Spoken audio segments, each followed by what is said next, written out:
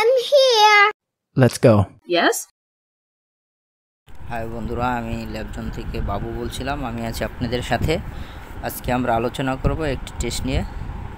আপনারা দেখতে পাচ্ছেন টেস্টটি হলো ট্রিপল অ্যান্টিজেন বা ফিব্রিল অ্যান্টিজেন।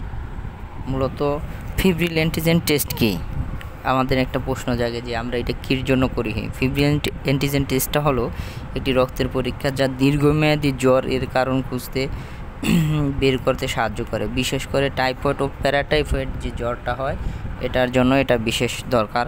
এটা শনাক্ত করা যায় এই টেস্টের মাধ্যমে। এই টেস্টে কোন কোন রোগ শনাক্ত করা যায় আরও এইগুলো আমি বলতেছি। এই টেস্টের মাধ্যমে নিচের ব্যাকটেরিয়া সংক্রান্ত সংক্রামক রোগ শনাক্ত করা হয়। আমি আপনাদের টাইফয়েডের রিয়েজেন্টগুলো সাজাইতেছি আর বলতেছি। সালমোনিয়া টাইফি টাইপ ও টাইপ এইচ যেটা টাইফয়েডের জন্য করা হয়।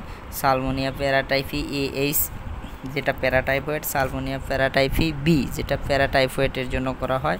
অনেক সময় ব্রুসেলা বা ট্রাইফাস ওয়েল ফ্লাক্স সম্পর্কিত অ্যান্টিজেনও পরীক্ষা করা হয়। এখন হলো যে আমার একটা কথা যে আমরা কেন এই টেস্টটা করব বা কখন এই টেস্টটা করব।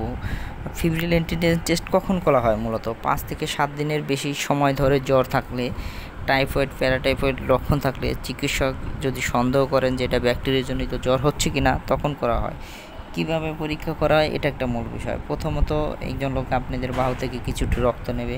সেই রক্ত থেকে সিরাম বের করে সালমোনিয়া ব্যাকটেরিয়া অ্যান্টিজেন বা অ্যান্টিবডি আছে কি না তার জন্য ল্যাবে পাঠাবে। সাধারণত এই রিপোর্টটা একদিনে